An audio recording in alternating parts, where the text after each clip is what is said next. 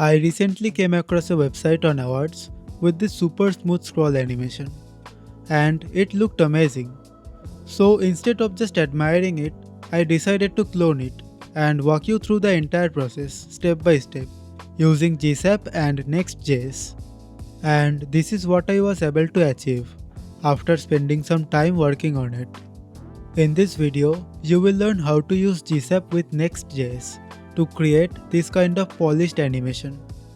Before we move on, I recently started a Discord community where we share our creative work and support each other. So if you are interested, you can join. Link will be in the description. Alright, so without wasting any more time, let's get started. In my layout.js, I am using the Intertide font, and I have also added a Lenis component for smooth scrolling. This is actually the correct way to implement Lenis globally in a Next.js application, so the smooth scroll works across all pages consistently. Now moving on to the page.js file. Here I am using a React fragment to wrap everything.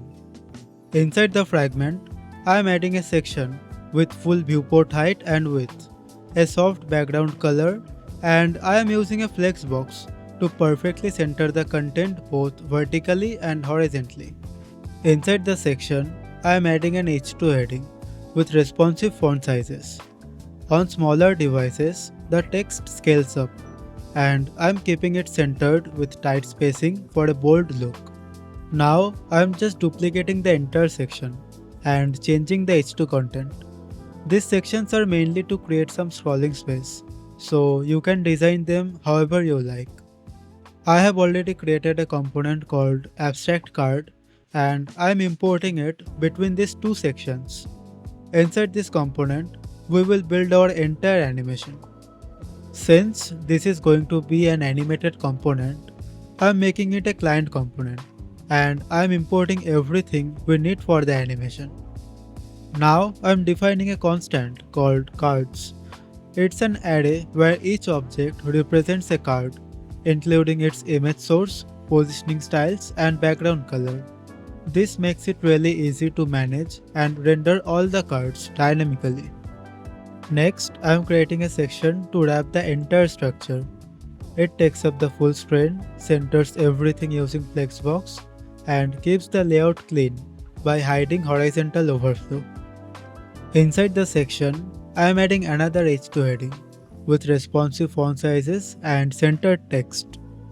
Next, I am adding a paragraph below the heading.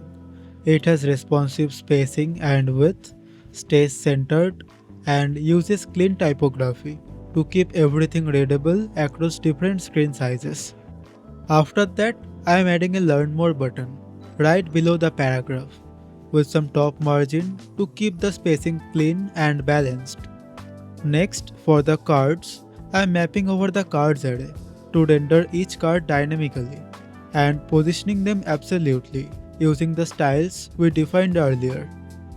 Inside each card, I am adding a wrapper div that takes up the full size, has rounded corners, and hides overflow to keep the image clean. Then I am placing the image inside it, making sure it covers the entire area and stays non-interactive. Alright, now it's time to create the animation. First, I am setting up a few reps, one for the section and others to store all the card elements.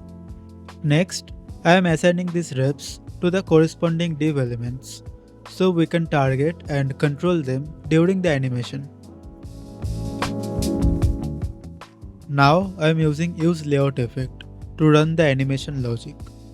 First, I get the section element from the ref, and if it is not available, I simply return to avoid any errors. Next, I am creating an initial array based on the card's data. For each card, I am setting a random rotation, a default scale, and a random z-index. After that, I am looping through all the wrapper elements and applying the z-index from the initial values. Now, I am using a GSAP context to write all the GSAP animations safely.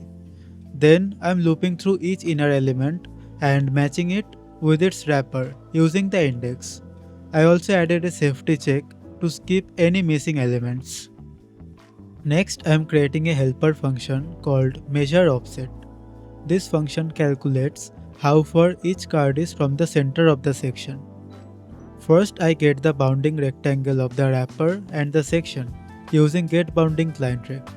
Then I calculate the center point of both.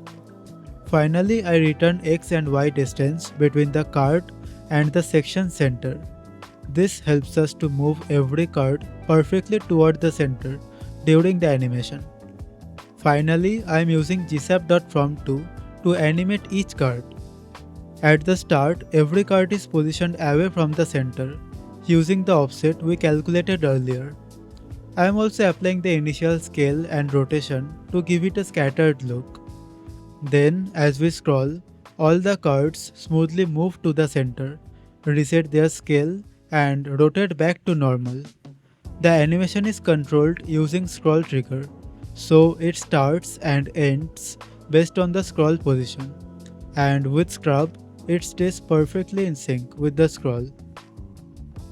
At the end, I am scoping the GSAP context to the section element. This keeps all the animations properly contained within this component. And also I am returning a cleanup function using ctx.revert to remove all the animations when the component unmounts. And with that, our animation is completely done. If you found this video helpful, let me know in the comments. I will see you in the next one.